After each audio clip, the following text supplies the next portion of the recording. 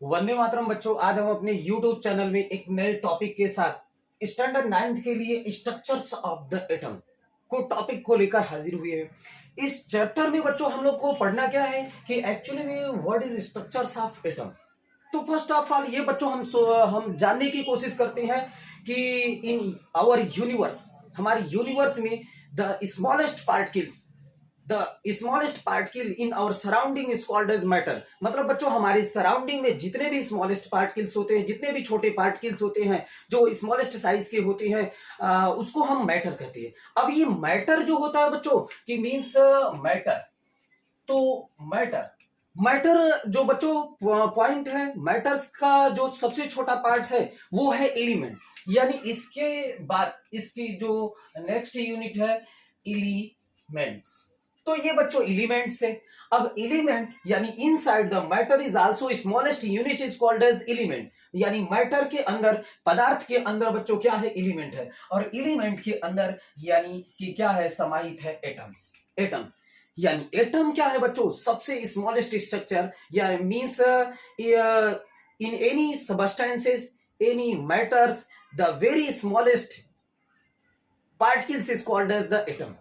अब according to बच्चों कि एटम को यदि देखने जाए, एक्चुअली में उसको समझने जाए अकॉर्डिंग टू डाल्टन थ्योरी, यानी सबसे पहले हम लोग देखते हैं कि डाल्टन की थ्योरी के अकॉर्डिंग क्या होता है कि डाल्टन जी कहते हैं ऐसा कि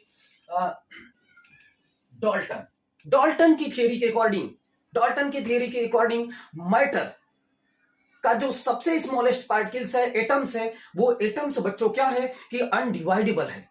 अनडिवाइडेबल जिसको हम डिवाइड नहीं कर सकते बच्चों, सबसे छोटा पार्टिकल्स है जिसको डिवाइड नहीं कर सकते। और साथ साथ वो कैसा है, इंडिविजुअल, जो हमें दिखाई नहीं दे सकता।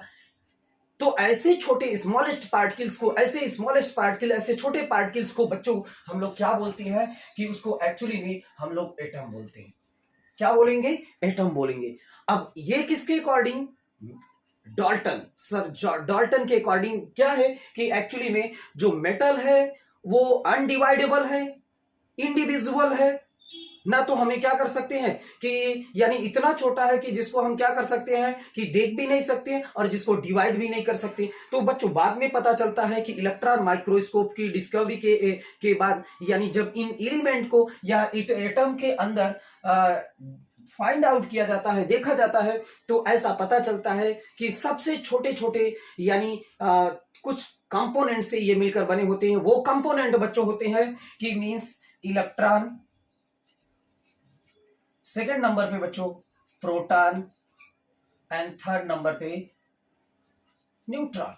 तो यानी न्यूट्रॉन, तो न्यूट्रॉन। अब बच्चों प्रो इलेक्ट्रॉन जो है उस पे एक्चुअली में इलेक्ट्रॉन पे माइनस चार्जेस, प्रोटॉन पे क्या है, प्लस चार्जेस, और न्यूट्रॉन पे यानी उसको रिप्रेजेंट जीरो से कहते हैं, उसके ऊपर जीरो चार्जेस होता है, यानी कोई चार्जेस नहीं होता, जिसके कारण उसको यन जीरो का बोलते हैं। तो यानी न्यूट्रॉन हो गया। अब इसकी अगर डिस्कवरी देखें बच्चों तो एकदम इंटरेस्टिंग डिस्कवरी है। और डिस्कवरी के अकॉर्डिंग हम क्या बोल सकते हैं कि सच में अगर हमें पता लगाना हो कि इलेक्ट्रॉन की खोज, प्रोटॉन की खोज और न्यूट्रॉन की खोज किसने किया, तो एक्चुअली में क्या होता है, एक छोटा सा कॉन्सेप्ट है बच्चों कि जिसमें ईटा पर नाची, यानी ईटा पर नाची,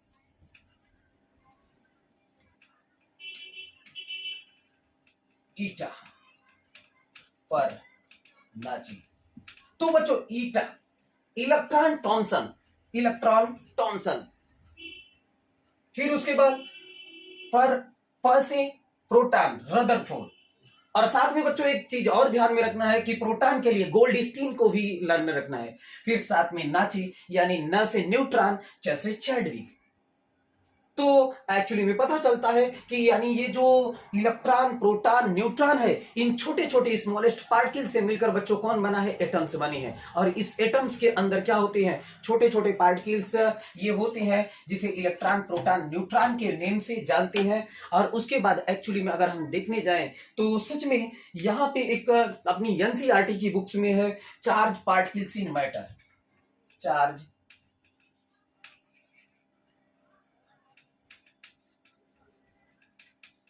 particles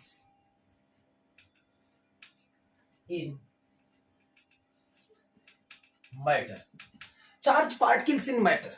तो बच्चों एक्चुअली हम जानते हैं कि सपोज दैट कि फर्स्ट ऑफ ऑल अगर हम एक क्या करते हैं, कॉम्ब लेते हैं, कंघे को लेते हैं और क्या करते हैं, ड्राई हेयर के पास लाते हैं, तो एक्चुअली में हमारे हेयर जो होते हैं यानी कंघे के पास क्या होते हैं, कॉम्ब के पास अट्रैक्ट होते हैं। तो एक्चुअली में हम जानते हैं कि अगर मान लो सपोज दैट जो अपना हेयर है अगर माइनस होगा तो कॉम्ब क्या होगा, पॉजिटिव चार्जेस होगा, और हेयर अगर माइनस चार्जेस में हेयर माइनस अट्रैक्शन रखता है तो कॉम्स क्या होगा, पॉजिटिव अट्रैक्शन रखेगा। तो एक्चुअली में क्या होता है बच्चों, ऐसा माना जाता है कि रियली में यानी जो चार्जेस की डिस्कवरी है वैसे तो किया था चार्ल्स कूलम ने, लेकिन ऐसा माना जाता है कि दो ऑब्जेक्ट इस यूनिवर्स की अगर कोई भी टू ऑब्जेक्ट एक दूसरे के कांटेक्ट में आती हैं तो उनमें कुछ न कुछ अट्रैक्शन होता है। तो ऐसा ही देखा जाता है किसमें, कॉम्स और हेयर में। अगर हम बर्ड के फर ले और उसके बाद एक स्केल को ले, अगर उसके ऊपर रबिंग करते हैं तो उनमें उनके बीच में अट्रैक्शन